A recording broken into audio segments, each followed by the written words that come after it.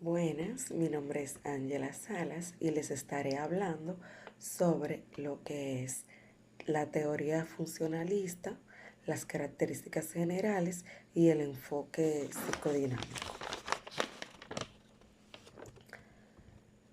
Les cuento que la mayoría de las teorías de la personalidad han centrado la búsqueda de las variables determinadas de la conducta en el mundo interno del individuo. Lo que propone el modelo funcional es el análisis de la conducta a partir de los datos y términos observables. Este estudio al medio ambiente o situaciones donde interactúa el sujeto y las variables que en este se producen por influencia ambiental y viceversa. Ahora les estaré hablando sobre lo que es el enfoque psicodinámico. Este enfoque se propone correlaciones indirectas entre la conducta observable y el rasgo. El comportamiento del individuo como conducta expresa, el comportamiento del individuo como conducta expresa puede mostrarse de una manera específica, pero puede ser debido a funciones internas no manifestadas. Las respuestas que una persona da en una situación determinada refleja la organización de su personalidad y de los problemas básicos que en ella existen. Este modelo teórico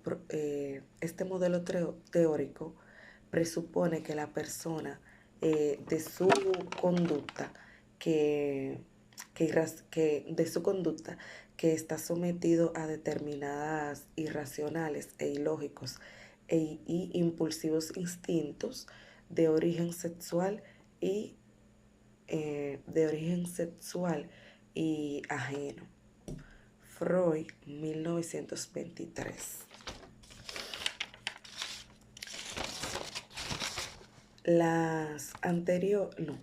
Los autores de este marco teórico lo constituye Freud, Jung y Murray, cuyos enfoques también han sido calificados como psicoanalíticos o fisiológicos.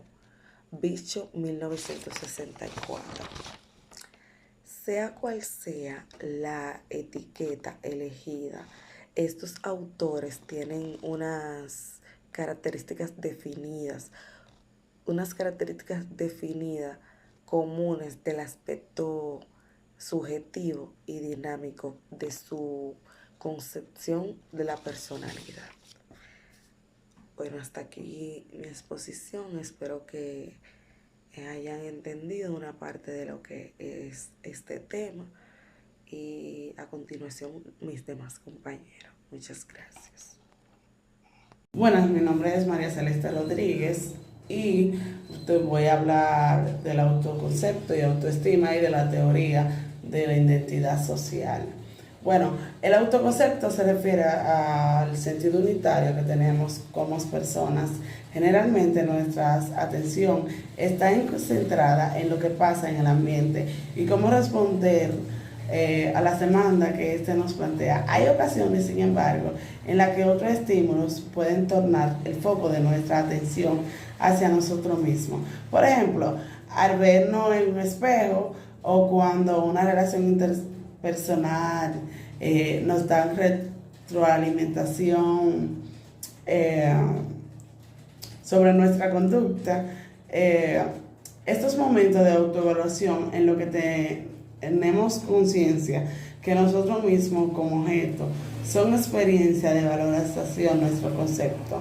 El autoconcepto se refiere, por tanto, a ser constructo que integra nuestra disposición básica y que está estructurado en base a distintos componentes.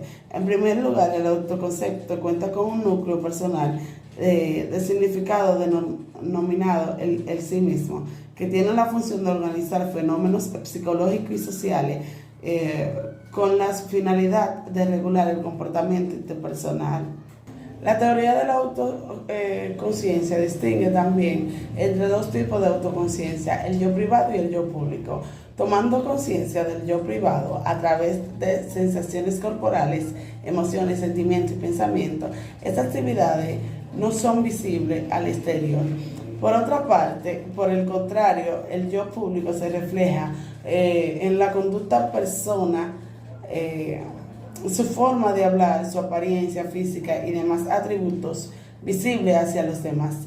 Ambas autoconciencias no son incluyentes. Las personas pueden tener alta conciencia pública y alta conciencia privada o al revés. Por otro lado, la autoestima social sería el grado de estima proporcionado por la autoimagen que la persona deriva de los grupos a lo que pertenece en los grupos. Así cada uno de los miembros de un grupo específico se esforzaría en generar una autoimagen positiva y en buscar activamente características positivas que le identifiquen.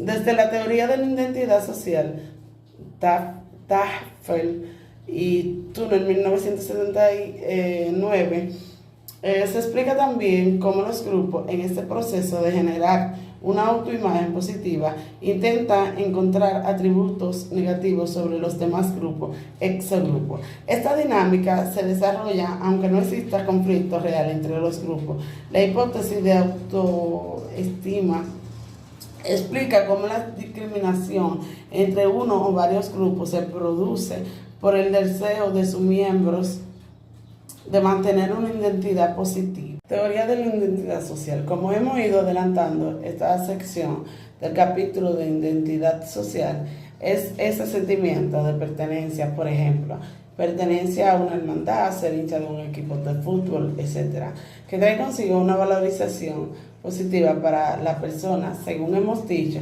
la identidad social sería la parte del autoconcepto que es fruto de la pertenencia a grupos sociales y la valorización nosotros les damos a esa pertenencia, que hemos ya definido como categorización social.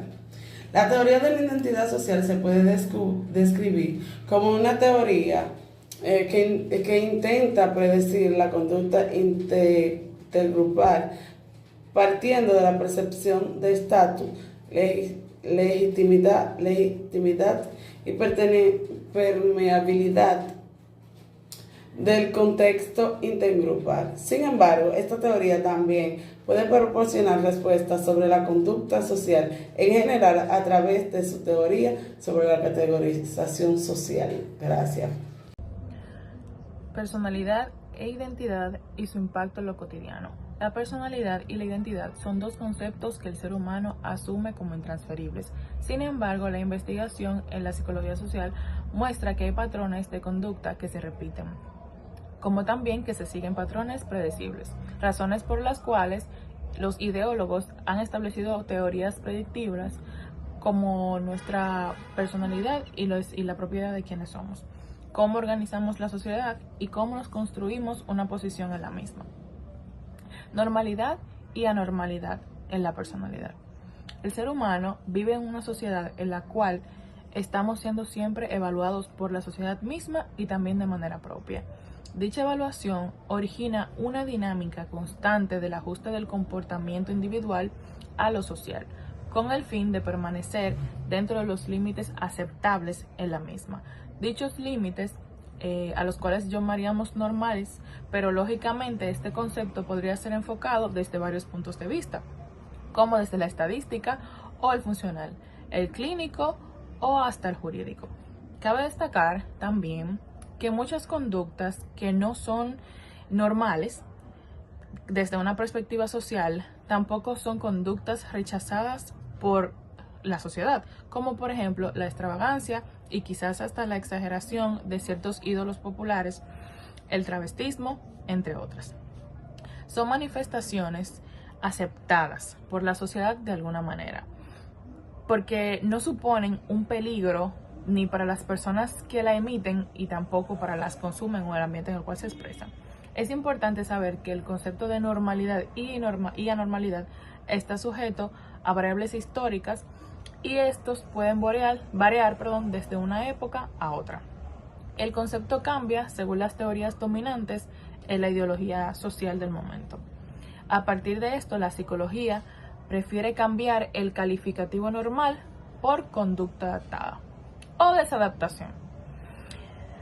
La escuela psicodinámica admite que los procesos mentales son el punto de unión entre el medio ambiente y la conducta expresada por el individuo. Impacto cultural en la identidad.